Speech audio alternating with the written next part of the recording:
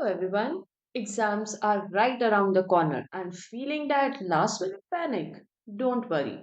I'll be helping you to finish the chapters so that you can walk into the exam feeling confident. So without wasting any time, let's get started. The first chapter that we will be covering the Mughals. So this is a last minute series, so please kindly be attentive. Moving on to the next slide the very first topic जो हम आज cover करने जा रहे हैं वो है who were the Mughals okay so this is an important question Mughals आखिर थे कौन हम मुगल्स चैप्टर पढ़ रहे हैं तो हमें ये तो पता होना चाहिए कि मुगल्स कौन थे तो Mughals were the descendants of two great lineages and when I say two great lineages that means one was Genghis Khan the other was Timur so Genghis Khan was the ruler of Mongol clear Genghis Khan was the ruler of Mongol and Timur belong to Timurid dynasty ये याद करना बहुत आसान है Timurid dynasty अब हम बात करेंगे चेंगिस खान ने कहाँ कहाँ रूल करा Genghis Khan ruled over China and Central Asia China and Central Asia and Timur ruled over Iran Iraq very important question is why Mughal did not like to be called as Mughal और Mongol जैसे हमने देखा मुगल के जो descendant थे वो चेंगिस खान थे from the mother side right उनकी मदर के साइड के जो डिसेंडेंट थे वो चेंगिस खान बट मुगल्स को ये बिल्कुल पसंद नहीं था कि कोई उन्हें मुगल या मंगोल बोले why because Genghis Khan was associated with massacre of many people massacre means मारना किसी को तो चेंगिस खान एसोसिएटेड थे with the massacre of many people he was linked with Uzbeks and Uzbeks जो थे वो मंगोल के कॉम्पिटिटर थे द थर्ड पॉइंट इज जो मुगल्स थे वो अपने जो फादर की साइड की डायनेस्टी थी तिमुरिड डायनेस्टी उस डायनेस्टी को लेके बहुत प्राउड फील करते थे moving on to the next slide the Mughal relationship with others. This is another important topic from this chapter. Mughal relationship with others. See, जो भी रूलर्स मुगल की अथॉरिटी को रिजेक्ट कर देते थे रिफ्यूज कर देते थे तो जो मुगल है वो उनके अगेंस्ट कैंपेन शुरू कर देते थे तो आपको एक वर्ड याद रखना है campaign campaign against the rulers who refuse to accept their authority second point as the Mughal became powerful जैसे जैसे मुगल पावरफुल बनते गए जो बाकी के रूलर्स हैं उन्होंने वॉलेंटेरिली मतलब अपनी मर्जी से खुद मुगल से ज्वाइन कर लिया many of them married there daughter अपनी बेटियों की शादी बहुतों ने मुगल फैमिली में करवा दी and received high position but कुछ ऐसे भी थे जिन्होंने रेजिस्ट करा जैसे कि Sisodia Rajput clear and but Mughal की एक बात खास थी कि वंस डिफीटेड अगर वो किसी को हरा देते थे स्टिल वो ऑनरेबली ट्रीट करते थे जिनको उन्होंने हराया है एंड उनको उनका लैंड वापस की कर देते थे the very important topic mansabdari system तो मनसबदार कौन होते हैं मनसबदार एक इंडिविजुअल है mansabdar was an individual who holds a mansab and mansab का मतलब है पोजीशन और rank so mansabdar is an individual who holds mansab that is position और रैंक फर्स्ट पॉइंट क्लियर हो गया सेकंड पॉइंट ये एक तरीके का ग्रेडिंग सिस्टम था जो मुगल्स ने यूज किया था टू फिक्स तीन चीजें फिक्स करने के लिए मुगल्स ने एक ग्रेडिंग सिस्टम यूज किया rank salary military responsibility second point clear हो गया नेक्स्ट पॉइंट ये जो रैंक थी और जो सैलरी थी ये कौन डिटरमाइन करता था एक न्यूमेरिकल वैल्यू जिसको क्या बोला गया जत जितना ज्यादा जत उतनी ज्यादा सैलरी सो बेसिकली जत क्या है एक न्यूमेरिकल वैल्यू एक वैल्यू है जिससे डिसाइड होगा सैलरी और रैंक जैसे आज के टाइम पे भी किसी की सैलरी 10,000 होती है किसी की 1 लाख सैलरी होती है तो वो आप किससे डिटरमाइन कर रहे हो न्यूमेरिकल वैल्यू से डिटरमाइन कर रहे हो कि किसकी ज्यादा अच्छी सैलरी है सिमिलरली जो रैंक एंड सैलरी है वो डिटरमाइंड होती है बाय जत तो जो सोल्जर्स आपके घोड़े पे बैठ के लड़ते हैं तो मिलिट्री रिस्पॉन्सिबिलिटी क्या थी मनसबदार की maintain specific number of cavalry man और मनसबदार है उनको सैलरीज मिलती थी जागीर्स की फॉर्म में किस फॉर्म में सैलरी दी जाती थी उनको जागीर्स की फॉर्म में क्लियर एक क्विक रिवीजन कर लेते हैं मनसबदार एक इंडिविजुअल है जो क्या होल्ड करता है जो होल्ड करता है मनसब ये एक ग्रेडिंग सिस्टम है जो कौन यूज करता है मुगल्स टू फिक्स क्या चीज फिक्स करने के लिए तीन चीजें हमने पढ़ी rank salary military responsibility clear तो RSM रैंक एंड सैलरी जो है वो डिटरमाइन कौन करता है एक न्यूमेरिकल वैल्यू जिसको बोला जाता है जत जितना ज्यादा जत उतनी ज्यादा सैलरी और उतनी ही गुड और प्रेस्टिजियस पोजीशन आपको कोर्ट में मिलेगी क्लियर नाउ मिलिट्री रिस्पॉन्सिबिलिटी की बात करें तो military responsibility required him to maintain specific number of cavalry man, और इनको और क्या बोला जाता है, सवार।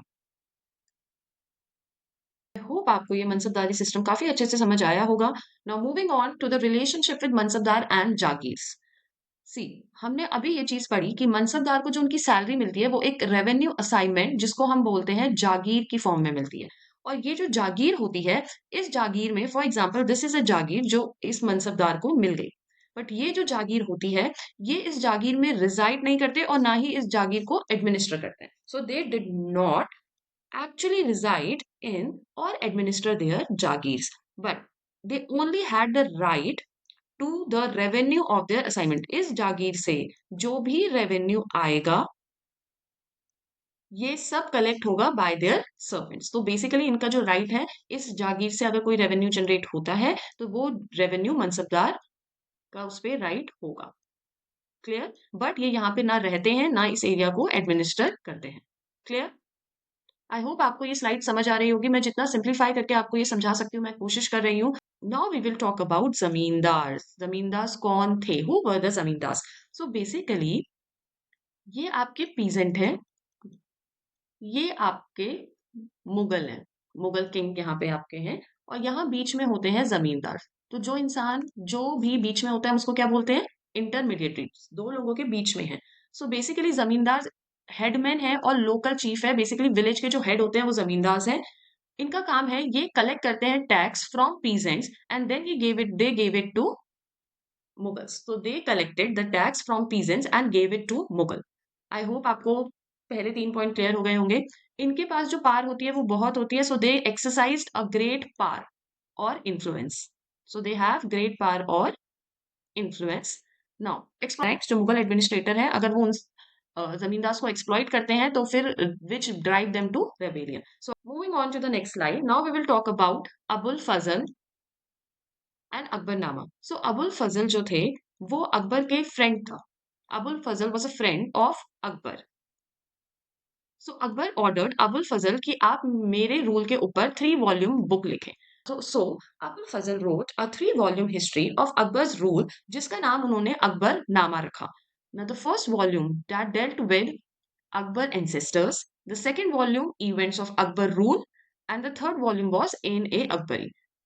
जो फर्स्ट वॉल्यूम अकबर के एंसेस्टर्स की, सेकेंड वॉल्यूम अकबर के रूल की, इंपॉर्टेंट इवेंट जितने अकबर के रूल में हुए हैं उसके ऊपर थी, और जो थर्ड वॉल्यूम थी वो आपके N.A. अकबरी के ऊपर थी। N.A. Akbari dealt with geography, households, administration, revenue, army of Akbar rule. Second point, it also dealt with traditions and culture of people living in India.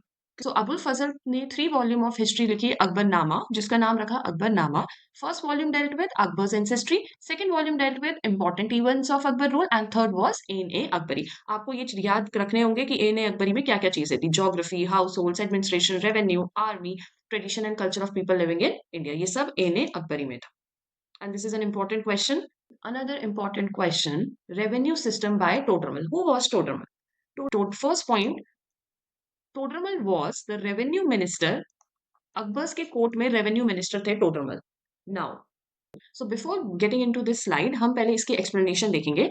What Todarmal did, उन्होंने एक land का careful सर्वे किया, careful survey of land for 10 years। How many years? 10 years के लिए उन्होंने एक land का सर्वे किया। और ये जो लैंड का उन्होंने सर्वे किया 3 चीजों के लिए किया। क्रॉप, क्रॉप यील्ड के लिए किया कि मतलब क्रॉप यील्ड मीन्स एक क्रॉप कितना मतलब एक क्रॉप एक एरिया में कितना उगाई जा रही है। एरिया को कल्टीवेट किया उन्होंने, एरिया के लिए सर्वे किया, एंड प्राइसेस के लिए सर्वे किया। Clear? So Todarmal conducted a survey for 10 conducted a survey of a land for crop yield, area, prices for 10 years. Now, then he set or he fixed the tax on each crop in cash.